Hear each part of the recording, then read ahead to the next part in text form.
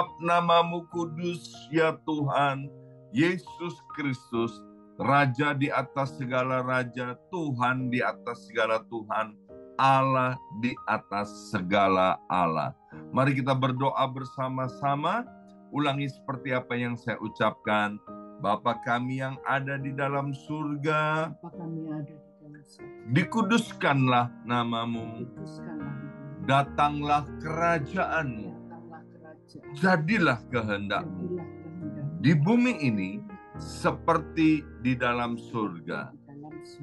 Bapa yang baik, berikanlah kami pada hari ini rezeki yang menjadi bagian kami secukupnya, cukup untuk memberikan pinjaman kepada banyak bangsa, sedangkan kami sendiri tidak punya pinjaman, cukup untuk menjadi saksi Tuhan, mulai dari Yerusalem, Yudea, Samaria, sampai ke ujung-ujung bumi. Cukup untuk menjadikan semua bangsa murid Kristus dan membaptis mereka dalam nama Yesus. Terima kasih Bapa untuk rezeki yang secukupnya, dan ampunilah dosa-dosa kami, ampunilah kesalahan kami, seperti kami pun mengampuni orang-orang yang bersalah kepada kami. Dan janganlah masukkan kami ini ke dalam pencobaan, tetapi bebaskanlah kami dari segala yang jahat, sebab Engkaulah yang empunya kerajaan, kuasa, dan kemuliaan sampai selama-lamanya. Dalam nama Tuhan Yesus, kami sudah berdoa. Haleluya, haleluya, haleluya. Mari Bapak Ibu sekalian, sekarang kita bersama-sama secara serempak dan serentak kita akan menggemakan Mazmur 91 dengan suara yang keras, dengan suara yang lantang dari tempat kita masing-masing. Alkitab berkata, mati dan hidup dikuasai oleh lidah. Siapa suka menggemakannya akan memakan buahnya. 2, 3. Mazmur 91. Orang yang duduk dalam lindungan yang maha tinggi dan bermalam dalam naungan yang maha kuasa akan berkata kepada Tuhan, tempat perlindunganku dan kubu pertahananku, Allahku yang kupercayai. Sungguh Tuhanlah yang akan melepaskan aku dari jerat penangkap burung dan dari penyakit sampar yang busuk. Dengan kepaknya Tuhan akan menudungi aku. Di bawah sayapnya aku akan berlindung. Kesetiaan Tuhan ialah perisai dan pagar tembok. Amin, amin, amin. Terjadi di dalam nama Tuhan Yesus. Aku tak usah takut terhadap kedahsyatan malam, terhadap panah yang terbang di waktu siang, terhadap penyakit sampar yang berjalan di dalam gelap, terhadap penyakit menular yang mengamuk di waktu petang. Walau 1.000 orang rebah di sisiku dan 10.000 di sebelah kananku, tetapi itu tidak akan menimpa aku. Aku hanya menontonnya dengan mataku sendiri dan melihat pembalasan terhadap orang-orang fasik. Sebab Tuhan ialah tempat perlindunganku, yang maha tinggi telah kubuat tempat perteduhanku. Amin, amin, amin. Terjadi di dalam nama Tuhan Yesus. malapetaka tidak akan menimpa aku, dan tulah tidak akan mendekat kepada kemahku. Sebab malaikat-malaikat Tuhan akan diperintahkan oleh Tuhan kepadaku untuk menjaga aku di segala jalanku. Para malaikat Tuhan akan menatang aku di atas tangannya, supaya kakiku jangan terantuk kepada batu.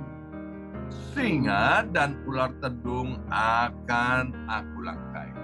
Aku akan menginjak anak singa dan ular naga. Amin, amin, amin. Terjadi di dalam nama Tuhan Yesus. Sungguh hatiku melekat kepada Tuhan, maka Tuhan akan meluputkan aku, Tuhan akan membentengi aku, sebab aku mengenal nama Tuhan. Bila aku berseru kepada Tuhan, Tuhan akan menjawab. Tuhan akan menyertai aku dalam kesesakan. Tuhan akan meluputkan aku dan memuliakan aku. Dengan panjang umur akan Tuhan kenyangkan aku, dan akan Tuhan perlihatkan kepadaku keselamatan daripadanya. Amin, amin, amin. Terjadi di dalam nama Tuhan Yesus. Kami mengucap syukur untuk hari yang luar biasa ini, ya Aba, ya Bapa. Kau menganugerahkan kami kekuatan, kehidupan, kesehatan, dan roh yang haus dan lapar akan Tuhan, sehingga kami ada di tempat ini bersama-sama. Sekarang berbicaralah kepada kami melalui kebenaran firman Tuhan. Dalam nama Yesus yang siap diberkati oleh firman Tuhan, angkat jempolnya ke depan. Katakan amin 3 kali. Amin, amin, amin. Salam kebangkitan, salam penuaian. Semangat pagi, semuanya semangat pagi. Apa kabarnya Bapak Ibu semuanya? Ya, senang sekali hari ini Rabu 8 Mei 2024. Boleh bersama-sama kembali dengan Bapak Ibu yang dikasihi Tuhan dan mengasihi Tuhan. Ya, besok tanggal 9 hari Kamis 2024 seluruh dunia memperingati kenaikan Tuhan Yesus ke sorga. Dan bagi orang Indonesia, umat Kristen di Indonesia, ini adalah sangat istimewa karena di kalender Indonesia biasanya ditulis kenaikan Isa Al-Masih, tapi besok untuk pertama kalinya ditulis kenaikan Yesus Kristus, Yesus yang diurapi. Orang Indonesia memperingati kenaikan Yesus Kristus ke sorga, sehingga besok kalender Indonesia itu merah, dan kemudian besok lusanya juga cuti bersama untuk memperingati kenaikan Yesus Kristus ke sorga. Luar biasa, ya. Nah, peristiwa kenaikan Yesus Kristus ke sorga itu adalah real dan nyata, Bapak Ibu sekalian, ya, sehingga perlu untuk dirayakan karena ini amat sangat penting bagi kita yang percaya kepada Tuhan. Sebelumnya mari kita baca Alkitab kita dari Lukas pasal 24 ayat 50 dan 53. Lukas pasal 24 ayat 50 dan 53. Lalu Yesus membawa mereka keluar kota sampai dekat Betania. Di situ ia mengangkat tangannya dan memberkati mereka. Dan ketika ia sedang memberkati mereka, ia berpisah dari mereka dan terangkat ke sorga. Bersama saya ucapkan terangkat ke sorga. 23, terangkat ke sorga. 52. Mereka sujud menyembah kepadanya, lalu mereka pulang ke Yerusalem dengan sangat bersuka cita. Sekarang kita lompat ke Kisah Para Rasul, ayat yang pertama, pasal pertama ayat 9 sampai dengan 11 ya.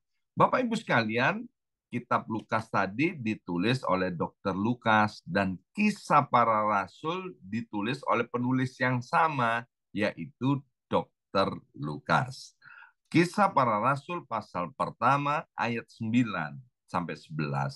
Sesudah ia mengatakan demikian, terangkatlah ia, disaksikan oleh mereka. Bersama saya ucapkan disaksikan oleh mereka. Penting sekali nih. 23, disaksikan oleh mereka.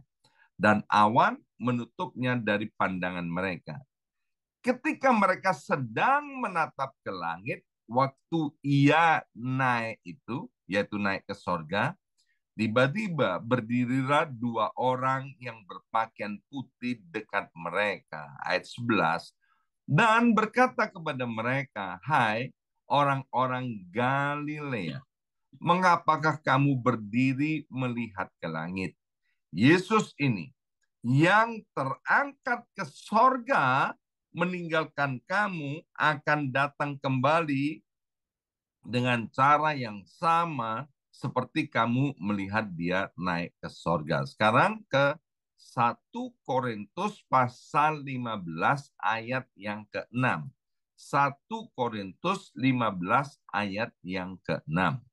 Sesudah itu ia, yaitu Tuhan Yesus, menampakkan diri kepada lebih dari 500 saudara sekaligus. Bersama saya ucapkan sekaligus. 23, sekaligus. Kebanyakan dari mereka masih hidup sampai sekarang, tetapi beberapa di antaranya telah meninggal. Nah, Bapak Ibu sekalian, setelah kebangkitan Tuhan Yesus dari antara orang mati, maka Yesus itu hidup di dunia selama 40 hari. Menampakkan dirinya kepada murid-muridnya. Kemudian pada hari yang ke-40, Yesus Tuhan yang kita sembah ini terangkat ke sorga. Ya, dari ayat-ayat yang kita baca, jadi waktu Yesus naik ke sorga itu diperkirakan itu pagi hari sekitar jam 9 pagi. Di mana Yesus terangkat ke sorga, lokasinya yaitu di sebuah bukit di dekat Betania. Dan waktu Yesus terangkat di sorga, disaksikan oleh 500 orang. Ya, kurang lebihnya. Termasuk murid-murid Yesus, kemudian juga para wanita yang pernah berdiri di dekat kubur Yesus itu. Waktu saya pertama bertobat sekitar tahun 85-an itu, Bapak Ibu sekalian ya, banyak kesaksian tentang anak-anak Tuhan diajak jalan-jalan ke sorga. Wow, itu sungguh-sungguh mengagumkan buat saya. Sampai begini, aku ya kepengen ya diajak jalan-jalan ke sorga. Bahkan ada seseorang yang mengatakan dia diajak jalan-jalan oleh Tuhan Yesus ke sorga sebanyak 7 kali. Bapak Ibu sekalian ya. Nah, saking saya kagumnya dengan kesaksian orang ini, Bapak Ibu sekalian, maka kesaksiannya saya buatkan buku, ya. Saya buatkan buku dan kemudian setelah itu saya bagi-bagikan secara gratis buku tentang orang ini yang jalan-jalan ke sorga dan jalan-jalannya 7 kali. Wow, luar biasa ya. Nah, kemudian Bapak Ibu sekalian, banyak sekali anak-anak Tuhan ngalami itu. Cuman pertanyaannya begini, yang lihat kamu jalan-jalan ke sorga itu siapa? Ya kan? Kalau hari ini kita bilang jalan-jalan ke Liberty, misalnya ke patung Liberty yang ada di sebuah pulau di New York, bisa difoto ya, difoto dan fotonya bisa dilihat nih, fotonya asli atau kemudian crop-cropan ya, nggak pernah ke Liberty, cuman diatur sedemikian seolah-olah pergi ke patung Liberty. Itu bisa bisa di ini bisa diselidiki Bapak Ibu sekalian. Tapi kita bisa tahu orang ini jalan-jalan ke Liberty atau jalan-jalan kemana, ini sungguhan atau tidak. Nah, peristiwa Yesus naik ke sorga itu disaksikan oleh 500 orang, bahkan lebih daripada 500 orang ya. Jadi Yesus itu benar-benar sungguh-sungguh naik ke sorga. Nah, apa alasan kok Yesus naik ke sorga? Kenapa ya Yesus sudah bangkit dari antara orang mati? Kan semestinya alangkah baiknya kalau dia masih di muka bumi ini. Bahkan kalau bisa hidup sampai hari ini. Wow, kan keren banget, ya kan? Nah, ternyata begini. Yang pertama, mengapa Yesus harus naik ke sorga? Mari kita buka Ibrani pasal yang pertama ayat yang ketiga. Ibrani pasal pertama ayat yang ketiga menjelaskan mengapa Yesus harus naik ke sorga. Ia adalah cahaya kemuliaan Allah dan gambar wujud Allah dan menopang segala yang ada dengan firman-Nya yang penuh kekuasaan. Dan setelah ia, yaitu Yesus Kristus, selesai mengadakan penyucian dosa, ia duduk di sebelah kanan yang maha besar di tempat yang tinggi. Kita tahu Bapak Ibu sekalian, melalui kematian Tuhan Yesus Kristus di atas kayu salib, Yesus itu mati untuk menanggung akibat daripada dosa-dosa yang dibuat oleh umat manusia. Seharusnya semua orang yang berbuat dosa itu binasa, ya, karena upah dosa itu adalah maut. Seharusnya semua orang yang hidup di dalam dosa itu dihukum dan kemudian hidupnya ada di dalam kutuk. Karena di dalam setiap pelanggaran, di dalam setiap ketidaktaatan kepada firman Tuhan itu ada hukumannya, Bapak Ibu sekalian. Tapi hukuman yang seharusnya ditanggung oleh umat manusia itu ditanggung oleh Yesus Kristus di atas kayu salib. Ibrani pasal 1 ayat 3 ini dengan jelas berkata bahwa kedatangan Yesus ke dunia ini sampai kematiannya di atas kayu salib itu untuk mengampuni, untuk menyucikan manusia yang percaya kepadanya. Sehingga Alkitab berkata kalau kita percaya kepada Yesus, kita tidak akan binasa, melainkan akan beroleh hidup yang kekal. Setelah tugasnya selesai, ya, untuk menebus manusia, untuk melepaskan, membebaskan manusia dari dosa-dosanya, maka Yesus terangkat ke sorga. Dan dikatakan di sini bahwa Yesus kemudian duduk di sebelah kanan yang maha besar. Ya. Nah, di sini Bapak Ibu sekalian, ayat ini menjelaskan bahwa Yesus yang 2000 tahun lalu ada di atas muka bumi ini, lahir melalui rahim seorang perawan yang bernama Maria, itu Yesus yang sungguh-sungguh Allah, ya. Jadi Allah yang kita percaya di dalam Tuhan Yesus adalah Allah Tritunggal. Allah Bapa, Allah Anak, dan Allah Roh Kudus. Sehingga ketika tugasnya di atas muka bumi ini selesai, Yesus terangkat ke sorga dan duduk di sebelah kanan Allah Bapa yang maha besar itu. Ya, untuk apa Bapak Ibu sekalian? Untuk kembali bersama-sama dengan Allah Bapa itu dan Allah Roh Kudus mengatur, mengendalikan, dan memerintah dunia ini. Jadi kita mengerti sekarang bahwa Yesus Tuhan itu adalah Allah yang berdaulat, Allah yang maha kuasa, ya. Dia yang mengatur semesta alam ini dari dulu, sekarang, bahkan sampai selama-lamanya.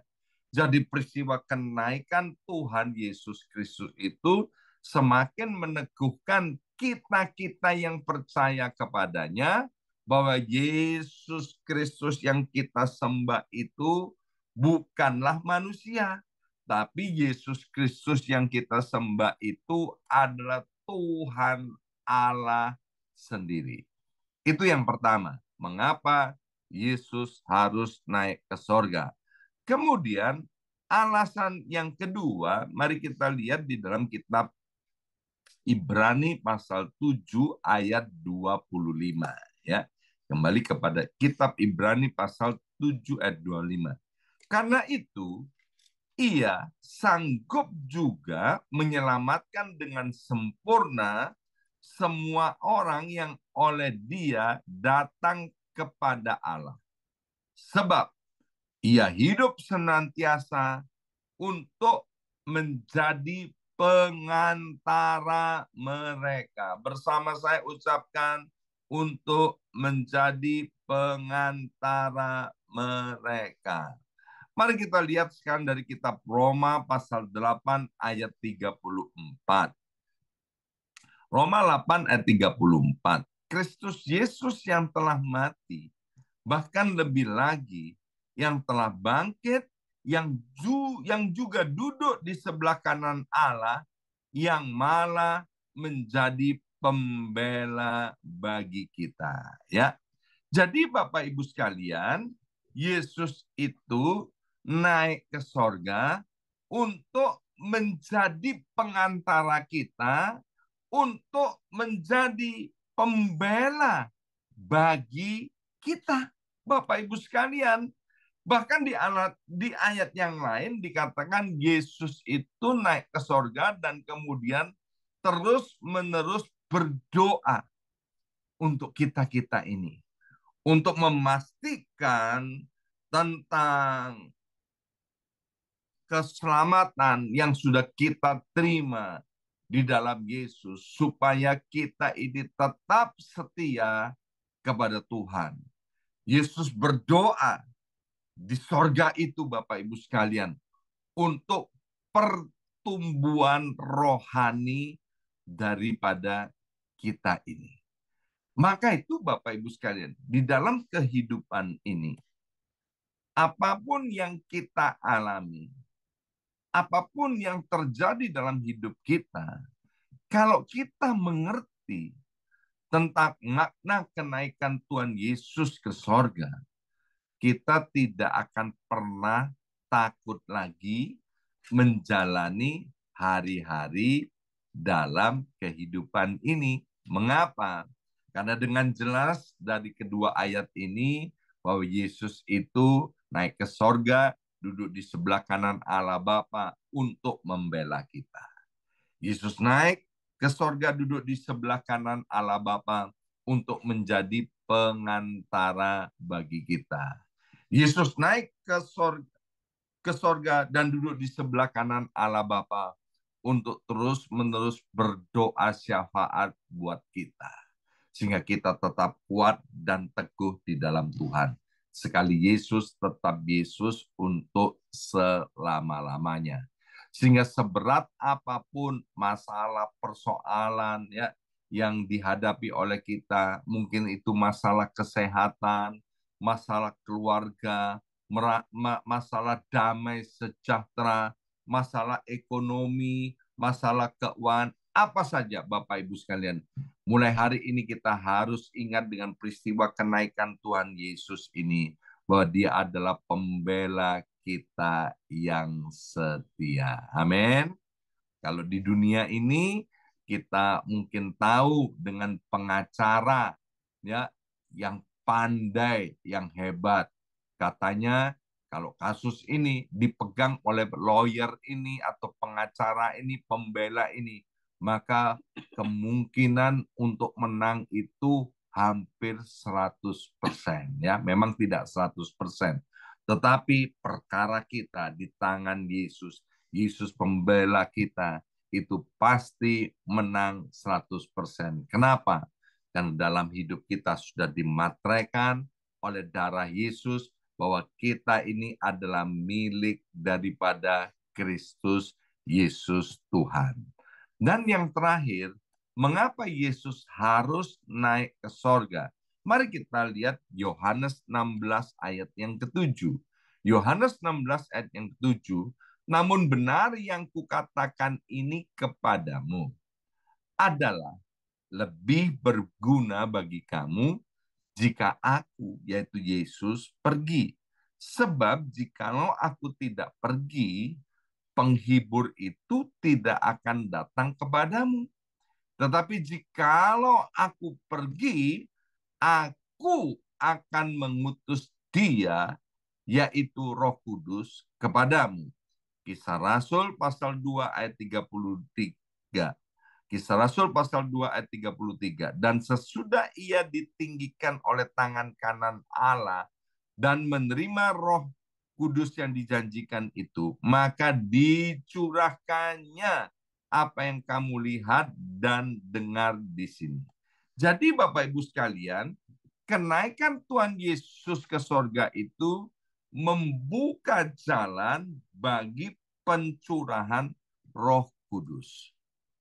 Dan kita tahu bahwa Roh Kudus itu adalah roh penolong. Dan sampai hari ini Roh Kudus itu masih ada di atas muka bumi ini.